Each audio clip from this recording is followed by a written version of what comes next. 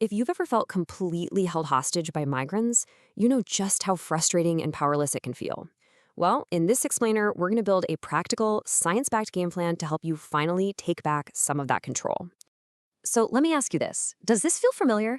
You know, that feeling that the smallest little thing, like a missed meal or one bad night of sleep, could be the one thing that sets off a full blown attack. There's actually a scientific reason for that, and, just understanding it is really the first step toward getting a handle on things. So the key idea here is what's called the migraine threshold. The best way to think about it is like a bucket. See, it's almost never one single giant trigger that makes the bucket overflow. Instead, it's usually a combination of a bunch of smaller things, a little bit of dehydration, some stress from work, maybe a trigger food, that all just add up and up until your nervous system just can't cope anymore. And that tipping point, that's your threshold. Okay, so if we want to stop that bucket from overflowing, we have to know what's filling it up in the first place, right? So let's take a look at the really common habits that destabilize our system. Think of these as the opposing players in our game plan. First up, and this one is huge, skipping meals.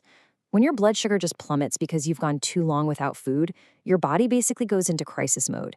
It starts pumping out stress hormones like cortisol and adrenaline, and those can directly trigger the pain pathways in your brain. A stable brain really needs stable fuel. It's as simple as that. Dehydration is another major player here. Even being mildly dehydrated can reduce the blood volume and the oxygen getting to your brain. And get this, it can literally cause your brain tissue to shrink or contract just a little bit, pulling away from the skull. And when that happens, it activates those super sensitive pain nerves. And of course, there are dietary triggers. Now, these can be super specific and everybody's different, but these are some of the most common culprits. You've got things like tyramine in aged cheeses or nitrates in deli meats. These are well known for adding a pretty significant load to your system, pushing you that much closer to your threshold.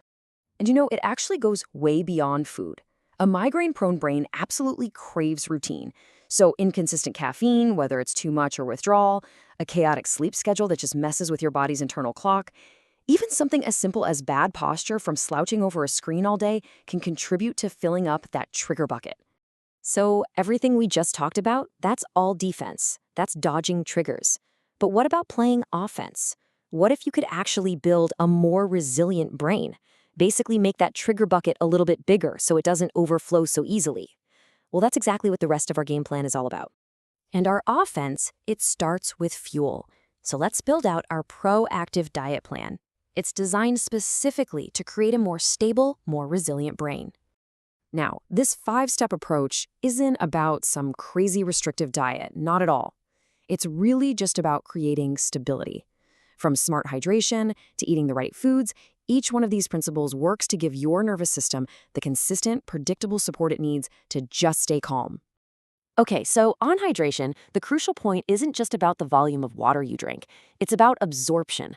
Adding electrolytes, things like magnesium and potassium, actually helps your body hold on to that water, which in turn helps regulate nerve signaling and blood vessel tone. So think of it as making your water work smarter, not just harder. And to avoid those energy crashes we were just talking about, the formula is actually pretty simple. Eat every 3 to 4 hours. And try to make sure each meal is balanced with some protein, healthy fats, and complex carbs. That combination slows down digestion and gives you a really steady stream of energy, which keeps your blood sugar stable and your brain happy. Certain supplements have some really strong evidence for helping with migraine prevention.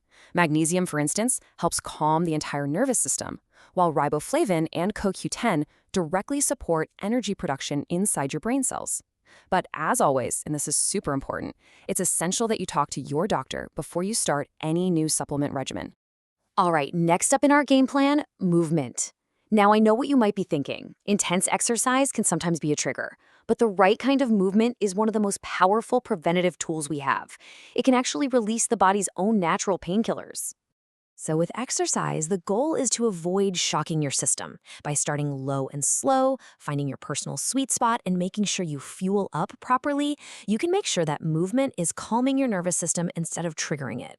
Really, this isn't about intensity. It's all about consistency.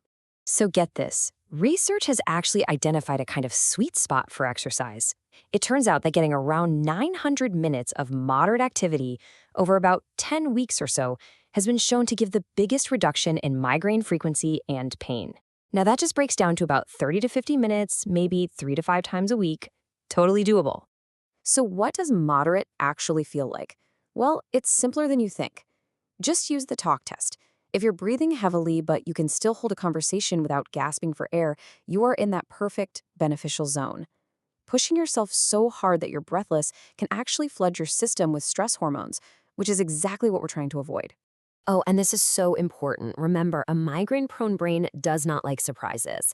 That boom and bust cycle where you go way too hard on your good days and then do nothing on your bad days is a major, major destabilizer. A steady, predictable routine is your absolute best friend here. Okay, we have built the offensive plays and the defensive plays. So now let's put it all together into your own personal management toolkit. So this is your core toolkit. Think of these 5 pillars as this interconnected system. See, steady hydration makes your exercise more effective, and balanced meals support a more reliable sleep schedule. It all works together. These habits build a foundation of resilience, raising your migraine threshold day by day. Now, I know this can feel like a lot, so please don't try to change everything all at once. The goal here is sustainable progress, not perfection. So just looking at this toolkit, what's the one small, manageable change you feel like you can commit to starting today? Hey, if this game plan was helpful for you, please give this explainer a like and subscribe for more. We genuinely want to know what you're going to try, so head down to the comments and share the one small change you're committing to. Thanks for watching, and here's to more pain-free days ahead.